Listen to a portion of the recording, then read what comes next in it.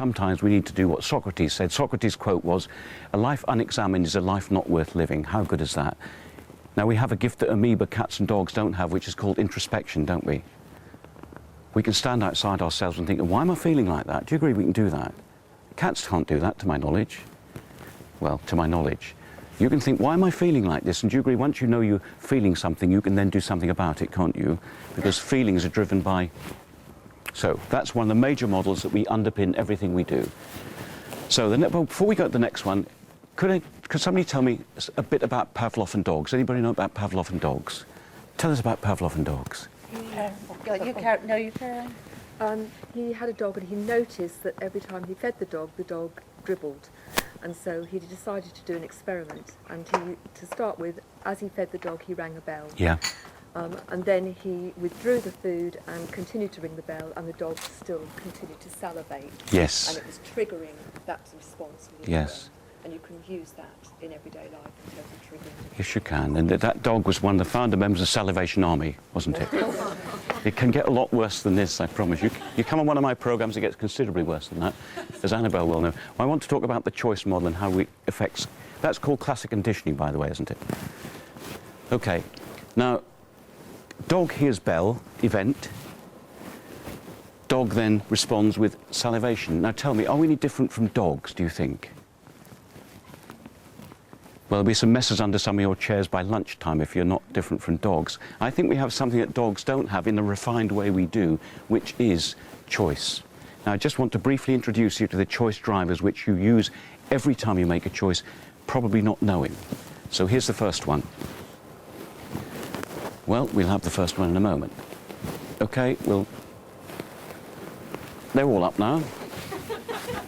Let's try the first one. Somebody tell me, please, what we human beings can do with our imagination. Somebody tell me.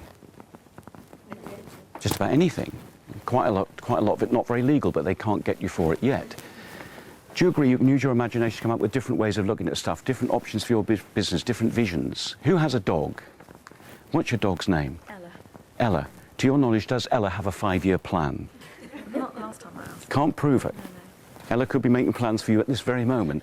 But is it unlikely that Ella's sitting at home making a 5-year plan? OK. Do any of you know what you're going to be doing this coming weekend?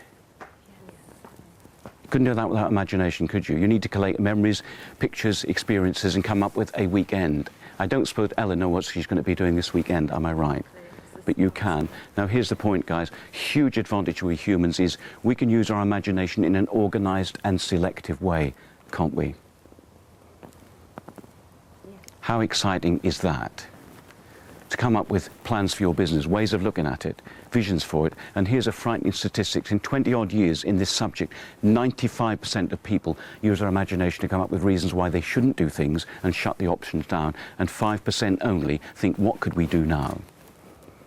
Now, there's disagreement in this in Mandarin, but I worked in China, and there seems to be quite a large measure of agreement that the word crisis in Chinese means an opportunity riding a dangerous wind. So when the Chinese hear the word crisis, they go, oh. When we hear the word crisis, we go, oh, don't we? Well, do we agree where there's instability, ambiguity, and difficult times, that's when there's huge opportunity, do you agree? So get excited about ambiguity and volatility, guys, because that's where the opportunities are. When it's stable, there's not nearly so much opportunity around. So I hope you've been using your imagination really wildly over the last few months, haven't you, years? All the opportunities out there because people think it's going to be bad. Well, they're right, aren't they? For them. For them. Next one, conscience. Do you think in your business you will consult from time to time your sense of morality about the way you run your business, the kind of products you have, the pricing, the way you treat your clients? And I hope you all know exactly what your sense of morality is, don't we? And a great mentor said to me many years ago, if you don't stand for something, Richard, you'll fall for anything. What a great quote. So if I asked you all down to write down what you believe to be right and what to be wrong, I'm sure you all know. Important. Awareness. Do you think we need to be aware of the possible consequence of the choices we make? But here's a thought. Self-awareness to me is as important as overall awareness. So will somebody tell me what the benefit is for we human beings to be self-aware? Say it louder. Yes, thank you. How seldom I get that answer. Have any of you sat in traffic knowing you were more irritable than was good for you? Yeah? Have you ever left a restaurant knowing you ate more than later on you would think was a good idea? Have you ever left a conversation knowing you didn't listen as carefully as you might? Now, do you agree all that stuff gives us a benchmark of knowledge about ourselves from which we can move? We had a cat years ago, sadly, now demised, Sammy, ginger cat, rather on the large side. Sammy was on a diet. Now, every now and then he'd nip in and get some food he wasn't supposed to. But I don't think Sammy ever walked away from that plate thinking, ooh, I am a greedy boy. Now, do you agree if Sammy doesn't know he's greedy, he can't change? And as you said, we can. Do I have agreement from everybody in here we can change? Saint Ignatius Loyola, the Jesuit priest, said, give me a child till they're 7, I'll show you the man. No. Give you an example. If you have a current partner, I like that word current partner, don't you? If you have a partner, will you cast your mind back to the very first night you went out with them? Are you there? Wasn't it exciting? Or not, depending on the result. Anyway, there you are. It's a partner you still have.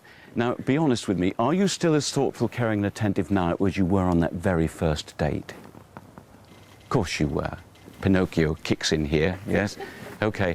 Is it true that maybe we've changed a bit since that first night? Possibly? Okay. But I don't suppose you ever said to yourself, oh, we've been together now 2 years. I think Wednesday afternoon I'll start taking them for granted. Do you think that? Possibly not. Or next Sunday it's time I got a bit more complacent with them.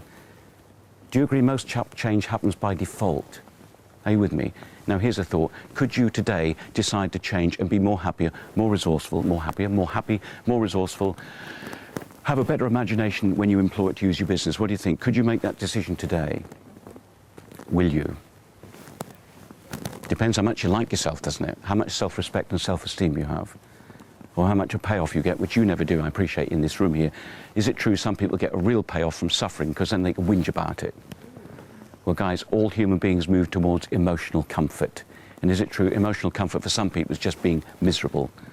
So when life gets a bit happy, they think, I'm a bit happy at the moment, something's going to go wrong. Absolutely right. It's called self-fulfilling prophecy. So, let's get back to this very quickly. A couple on a course I ran years ago with British Gas, and I love having people who live together on my courses because they sit there nudging each other. You need to hear this bit. No, you need to hear this bit. It's always them, isn't it? Have you noticed? It's never you. It's always they need to hear this. Anyway, they said, isn't it sad that we waited till we found out our son has cystic fibrosis before we decided to make the most of what was going to be a short life and be more happy and cheerful around him? Is it possibly the case that some people wait for something cataclysmic to happen to themselves or somebody close to them before they decide to change? How sad is that? Okay, beliefs. Does anybody play this awful thing called golf? None of you. Who has a sport that they do? Oh, Annabelle plays golf. Right. Thanks, Annabelle. Forgive me if you don't know golfing terms. You'll get the picture. Do you have a belief about how good you are with the driver off the tee? Do you have a belief about how good you are with the fairway woods off the grass? Yes. Yeah, okay. And you have a belief about how good you are with the irons, the long irons, mid-irons, short irons, how good you are with the wedge, how good you are of sand, how good you are in the sun shines, with rains, blows, how good you are at putting, and how good you are as a golfer overall. Now, I did that rather quickly just to show how many beliefs Annabelle has in one small area of life. Yeah? And I suggest they're not all entirely positive, maybe. So, do you think those beliefs will have any effect on the way she plays on the golf course? My question to you is, why don't you question some of the beliefs you have about yourself, which might be erroneous and self-limiting, about your ability to speak for 60 seconds or 10 minutes, about the ability to have, if you want it, a multi-billion-pound turnover business? Because is it true we all have in this room, all of us, self-limiting beliefs? Might not be true. And do you agree they're having a deleterious effect on the response you make when you make a choice? So why don't we drag some of those beliefs up to conscious gaze and think, why do I think that about me?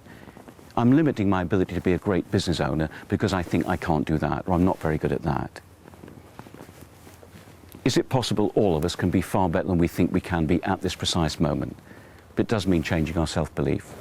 Next one is values. Do any of you insure your house, your car, yourself? Do you place value in family members, your business? So the way we place value in other things has an effect on our response. So all of those things there have an effect on the response we make, which means we are, very quickly here, we'll get there, but it will turn up later. There we are, response able. Now, please put your hand up if any of you have ever used words like, he really makes me angry, she really irritates me, they drive me mad. Please put your hand up, be honest. Okay. Now, I need to pick somebody really good-natured. I'll try Annabelle, because I know she's good-natured. And I say to Annabelle, Annabelle, you've got green hair. Is Annabelle likely to get upset? What do you think?